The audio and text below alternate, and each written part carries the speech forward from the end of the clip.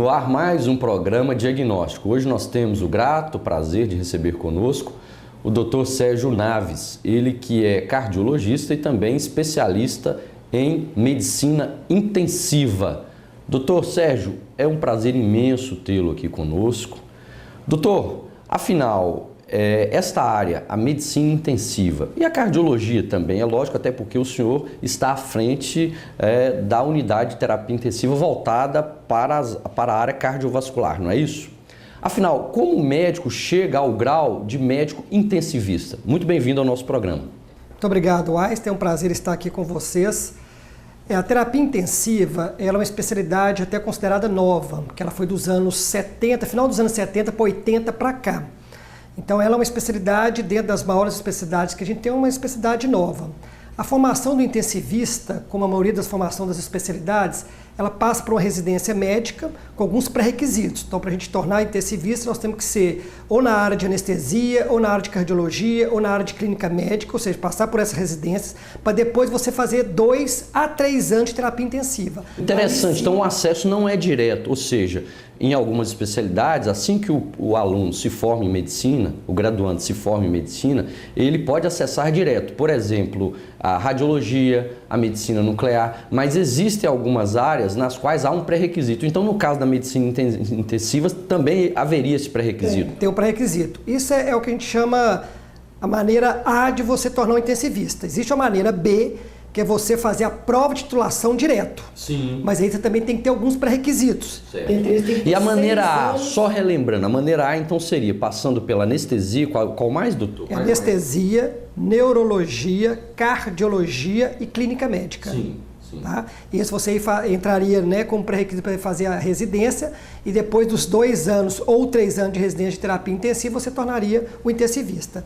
E a forma B é você fazer a prova direto da sociedade, no caso da Associação de Medicina Intensiva Brasileira. Mas também tem pré-requisito, você tem que ter 6 anos de experiência comprovada dentro de terapia intensiva para você poder fazer a prova e se você assim adquirir, né, a pontuação adequada, você também recebe a titulação de terapia intensiva. Agora, é lógico que quando o senhor diz 6 anos de conhecimento, algum tempo dentro de uma terapia, dentro de um centro de terapia intensiva, isso requer, obviamente, um manejo bom do médico, uma familiarização boa com a especialidade, com a área. Quer dizer, o médico tem que passar horas e mais horas dentro da UTI, não é isso, doutor? A terapia intensiva, a gente tem o lado técnico da terapia intensiva e o lado científico da terapia intensiva. A terapia intensiva, a gente fala que ela diferencia das outras especialidades, porque você imagina, o paciente que precisa de cuidados intensivos, ele é um paciente de várias áreas. Ele vem da clínica médica, ele vem da cardiologia, ele vem da pneumologia, ele vem da neurologia, ele vem da gastroenterologia. Então, é uma variedade de patologias muito grande. Então, o intensivista, ele acaba tendo que ter conhecimento em várias áreas dentro das outras especialidades. Tudo bem, você pode estar dentro de uma terapia intensiva voltada para a área cardiológica, que é uma UTI cardiológica, mas mesmo assim ainda tem particularidades de outras especialidades dentro da área da UTI cardiológica. Uma UTI neurológica, está muito voltado para paciente neurológico, mas também tem outras alterações da parte, né, de outra especialidade. Então a terapia intensiva ela é multiprofissional, não só multiprofissional do ponto de vista de várias especialidades dentro, mas também de conhecimentos. Interessante. Agora, o senhor dizia então que há essas ramificações. Existe uma UTI, uma terapia intensiva voltada mais para o doente geral, por assim dizer. Agora, deve existir uma ortopédica, especialmente em grandes centros. Aquele indivíduo que foi vítima de trauma, por exemplo. Existe uma voltada tão somente para ele ou não? Ou caberia a geral? As UTI de trauma, mas normalmente as UTI de trauma elas estão dentro da geral. Elas normalmente estão dentro da geral. Aqui no país, aqui no Brasil, eu nem conheço assim, uma UTI de trauma. Já vi falar no exterior. De UTI voltado só para politraumatizado. Aqui no Brasil, talvez uma das grandes redes de traumatologia que a gente tem, que é a FEMIG, né, em Belo Horizonte, a UTI deles é uma UTI geral, mas é muito voltada para o trauma. Então eles têm quase uma UTI só de trauma. Agora, pensando em termos de UTI geral, essa que abarca a questão do trauma, no mais das vezes os pacientes que necessitam desse tipo de serviço seriam quais? Além, obviamente, daqueles que foram vitimados aí por algum trauma, seja no trânsito, seja acidente de trabalho, enfim. Qual seria as demandas principais desse tipo de UTI, da chamada UTI geral, doutor? A gente classifica a UTI em UTI geral, em UTI mista ou UTI da especialidade, como eu dei exemplo, por exemplo, da cardiologia, da neurologia, de pós-operatório de cirurgia cardíaca. Então essas são as 3 classificações que a gente tem pela AMIB, né, que é a Associação de Medicina Intensiva Brasileira, para você classificar que tipo de UTI que você trabalha. A UTI geral, pelo nome mesmo diz, é um UTI que engloba várias especialidades, principalmente a área da infectologia. Então, normalmente a UTI geral é muito UTI infectológica, é muito pacientes com infecção, ou infecção do pulmão, que é a pneumonia, ou infecção da pele, ou infecção do abdômen, aqueles pacientes que desenvolvem aquela que a gente chama daquela síndrome da sepse, né, que é aquela resposta inadequada da infecção que o paciente desenvolve um monte de alterações. Generalizada. Que o que a gente fala infecção generalizada, mais para o público entender. Mas na realidade não é que a infecção sai do pulmão e vai para todo lado. Na realidade é a resposta do organismo àquela infecção que não foi adequada. Então essa é a UTI geral. Essa UTI geral ela engloba várias dessas especialidades. Diferente da UTI mista. A UTI mista você já tem um pouco da UTI geral e um pouco da especialidade. Sim. Por exemplo, a UTI cardiológica. Nós aqui no Hospital Samaritano a gente trabalha na UTI cardiológica, mas ela é classificada como UTI mista.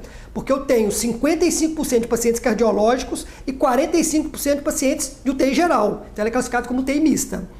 E a terceira divisão das UTIs é a UTI especializada mesmo, 100% cardiológico, 100% neurológico, 100% de pós-operatório de cirurgia cardíaca. Então aqui, na verdade, no Samaritano, eu imaginava que a UTI fosse tão somente cardiológica. Então, no fundo, ela é mista. Ela abarca doentes, na sua maioria, de origem cardiológica, 55%, é isso? 55%. E algumas outras de outras naturezas, de outras demandas, que seriam mais frequentes as pulmonares, talvez, não? Depois se você dentro da UTI geral e UTI mista, né, as patologias mais frequentes são as patologias de origem pulmonar. Essa aí ganha disparada a maioria das outras complicações. E dentro dos pulmões a complicação maior é infecciosa.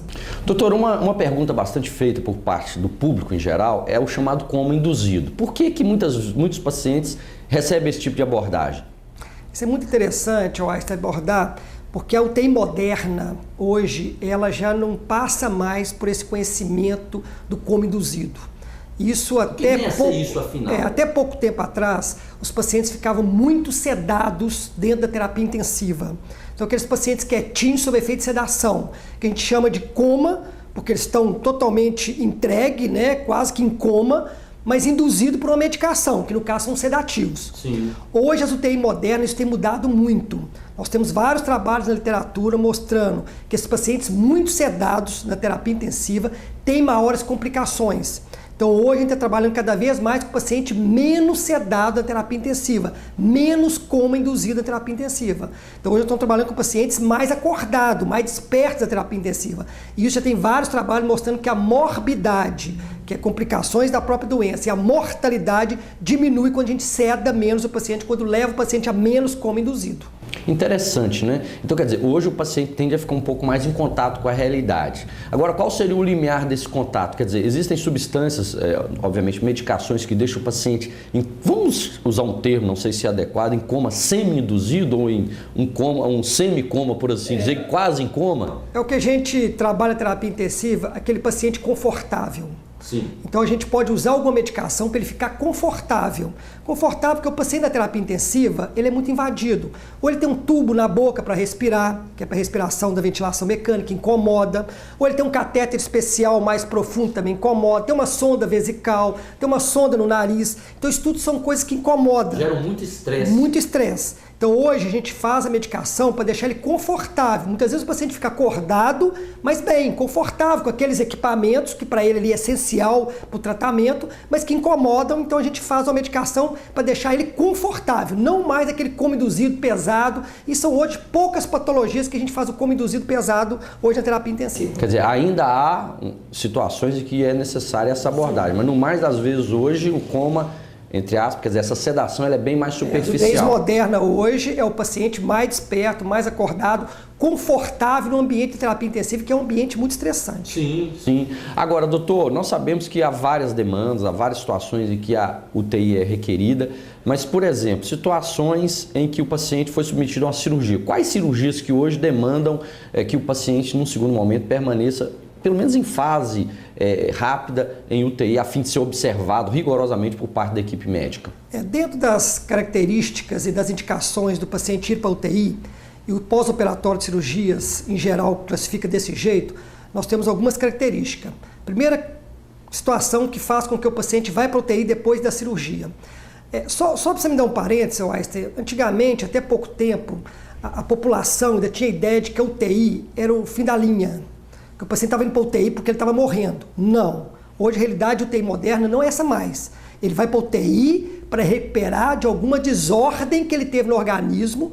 E hoje, a maioria das UTIs, inclusive a nossa UTI, né, do Samaritano, que é uma UTI mista, são 87% dos pacientes saem da UTI bem e 13% que leva a óbito.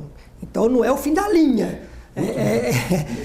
O corredor não é da morte, é o corredor da vida, que 87% sai.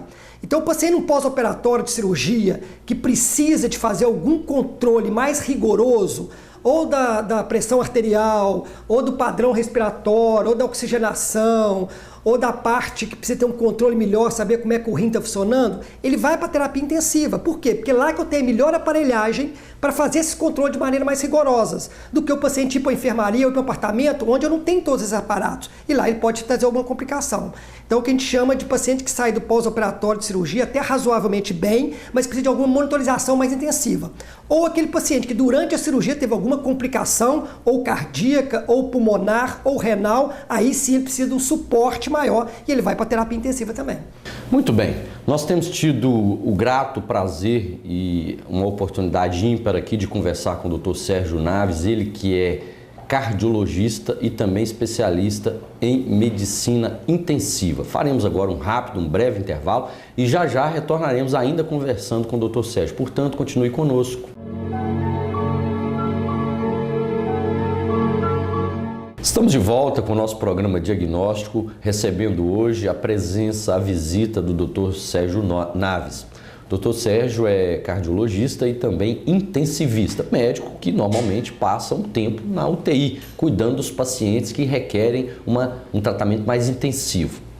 Doutor, nós terminávamos o bloco passado falando das situações que requerem a permanência do doente por um certo período numa UTI.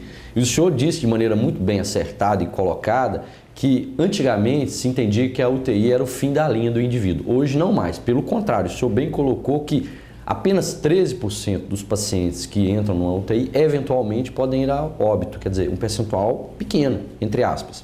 Doutor, agora, voltando o nosso olhar ainda mais para a questão dos pacientes que necessitam de passar um tempo na UTI. É óbvio que teria que ver com a idade, com o tipo de procedimento, mas a rigor, qual aquele paciente que exige esse tipo de cuidado? O paciente que tem alguma disfunção de algum órgão vital, e quando eu falo órgão vital, a gente tem o coração, o pulmão, o cérebro. Alguma disfunção de um desses órgãos, e vamos dar exemplo, parte cardíaca, infarto agudo do miocárdio, uma parada cardíaca, ou da parte respiratória, uma disfunção pulmonar desencadeada por uma infecção, uma pneumonia, que leva a alguma alteração, principalmente da oxigenação do pulmão. O nosso pulmão, a principal função dele é a oxigenação do sangue. Então a taxa de oxigenação cai muito. Ou a parte neurológica, alguma disfunção neurológica, um acidente vascular cerebral, que pode ser isquêmico ou hemorrágico. Então esses órgãos vitais, qualquer alteração desses órgãos vitais requer uma terapia intensiva, cuidados intensivos, que precisa de monitorização, de equipe especializada, né, de equipamentos adequados. E é nesses locais desses equipamentos, equipe especializada, que nós estamos dentro da terapia intensiva, por isso que chama-se unidade de terapia intensiva. Então essas são as situações mais importantes do paciente vir a precisar da terapia intensiva. Agora, em termos médios, o paciente permanece na UTI por quanto tempo? É lógico que vai depender da patologia. Aliás, qual patologia que demanda o maior tempo de permanência na UTI? Qual tipo? É cerebral, é o AVC, quer dizer, o derrame, é o infarto, enfim, é uma pneumonia. Lógico, mais uma vez, nós vamos ter que levar em conta as condições clínicas do paciente. Se é jovem, se não é, enfim. Mas, no geral, como é que isso funciona, doutor? As patologias neurológicas, principalmente os acidentes vascular cerebral, eles são as que demandam normalmente o paciente ficar mais tempo internado. Por causa da própria recuperação, a parte neurológica é um pouco mais lenta. Diferente muitas vezes da parte cardíaca, quando é um infarto agudo do miocárdio, normalmente a média de internação de um pós-infarto agudo do miocárdio vem de 48 a 72 horas. De uma pneumonia, quando ela não desenvolve um quadro mais grave, normalmente em torno de 4 a 6 dias. O quadro neurológico normalmente requer um pouquinho mais, lógico, guardando as condições do paciente, mas normalmente é de 7 a 10 dias. Hoje, uma média internação na UTI mista é em torno de 5 dias. É de 5 a 6 dias. Essa é uma média onde eu coloco todos os pacientes ali, tiro uma média em torno de 5 a 6 dias de internação na terapia intensiva. Agora, outro ponto no qual a gente deve ser bastante incisivo, bastante até reiterado, repetitivo, é a questão de tranquilizar a família de que a UTI não se trata da via final, né? Realmente a UTI ela tem a sua presteza, a sua funcionalidade, o seu papel de resguardar o indivíduo, porque lá ele tem um cuidado intensivo. Então não significa que ele está à beira da morte, embora muitos pacientes o estejam, né, em situações diversas, mas não é bem assim, né, doutor? A UTI moderna hoje, Einstein, ela tem que ser encarada pela população não mais como essa ideia de que o paciente só vai para morrer na UTI. Pelo contrário, hoje cada vez mais nós estamos trazendo o paciente mais cedo para a terapia intensiva, porque é lá que ele tem condição de não ter uma complicação maior que pode levar ele à morte. Então hoje a UTI é corredor da vida, não é corredor da morte mais. Muito bom. E os pacientes têm que vir para a UTI mais cedo. Quer ver? Vamos dar um exemplo de uma patologia que é fundamental: o tempo. O paciente tem uma infecção que começa no pulmão. O paciente já uma certa idade, depois nós podemos até falar da média etária que fica nas UTIs. Esse paciente, quando desenvolve uma complicação daquela pneumonia, quanto mais cedo ele vai para a terapia intensiva, onde lá tem os melhores equipamentos, a tecnologia de ponta, tem os profissionais adequados e treinados para fazer aquele atendimento. Quanto mais cedo ele vai para a UTI, mais chance ele tem de sobreviver e de não ter complicações. Então, cada vez mais o paciente tem que ir cedo para a UTI. Então, para a população, aquele paciente que faz uma cirurgia ou que tem uma pneumonia e o médico, né, do paciente pede para levar para a UTI, é o certo, porque o paciente tem que ir cada vez mais cedo para a UTI. É lá que é o lugar dele, onde ele não vai ter complicações. Então, por isso que a gente tem que frisar, a terapia intensiva moderna hoje é o corredor da vida, é lá que é para recuperação. E quanto mais cedo chegar na terapia intensiva, mais chance tem dessa recuperação. O senhor dizia de faixa etária. Pegando esse gancho, então, qual seria a faixa etária preponderante numa UTI? É variável. Normalmente, hoje, dentro de um banco de dados na literatura brasileira, hoje a UTI geral e a UTI mista, ela fica variando entre 65 e 69 anos. Essa é a faixa etária média dos pacientes que internam em terapia intensiva do geral ou da terapia mista. Diferente da UTI de trauma. A UTI de trauma é mais cedo, porque a gente sabe que os traumas normalmente acontecem na faixa etária mais jovem. Aí já cai para 45, 50 anos.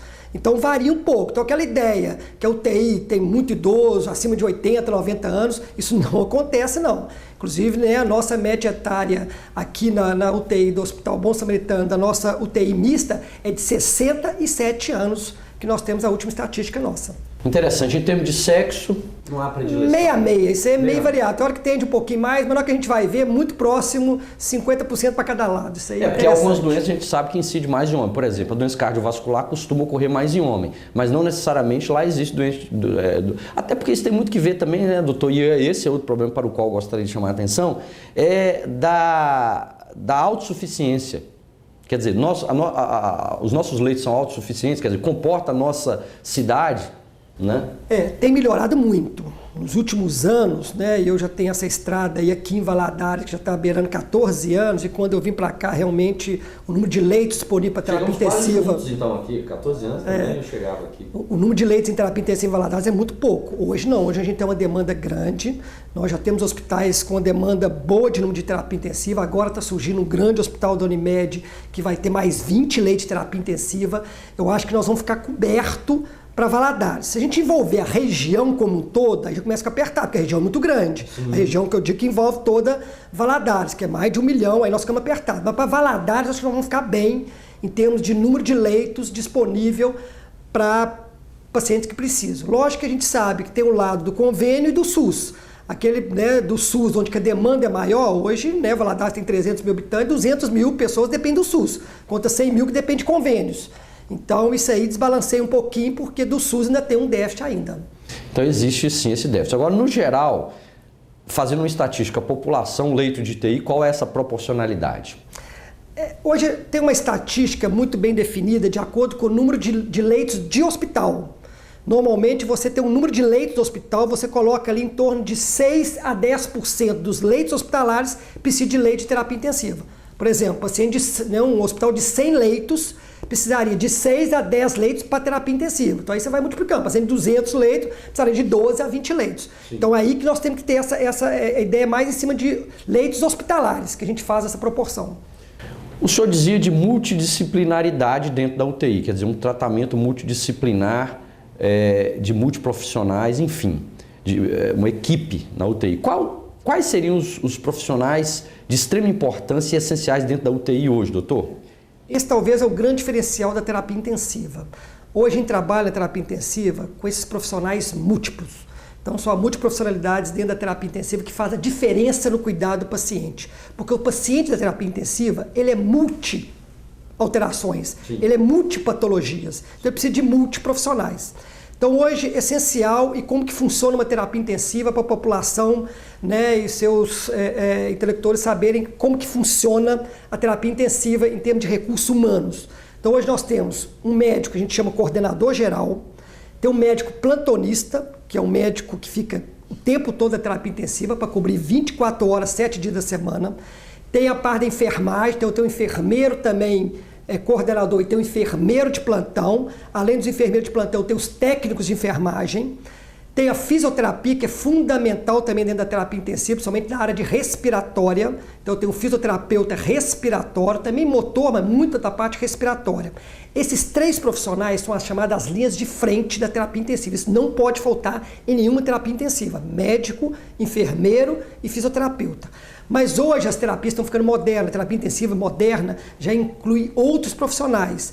Como, por exemplo, aqui no Hospital Samaritano. Aqui nós temos, além do médico, além do enfermeiro, além do fisioterapeuta, nós temos a parte da nutrição, que é fundamental. Hoje nós temos uma nutróloga e a sua equipe de nutricionista. A parte da farmácia, a farmacêutica clínica, importante para saber as interações medicamentosas que acontecem, porque os pacientes são muito naquela lista grande de medicamentos da terapia intensiva. A fonoaudióloga é outra área fundamental dentro da terapia intensiva. E agora, mais recente, já está começando a entrar para dentro da terapia intensiva, o odontólogo. Mas odontólogo dentro da terapia intensiva, por quê? Porque nós temos muitas patologias infecciosas que a origem é na boca.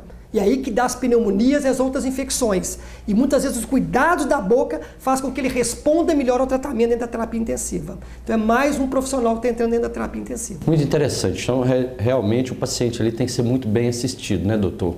Porque no fundo ele está também sujeito a várias condições, não é isso? Condições medicamentosas, condições do próprio ambiente, de estresse, enfim. Agora, normalmente, e para finalizar a nossa entrevista, até porque o nosso tempo está por findar-se, normalmente os pacientes que mais complicam seriam de qual natureza?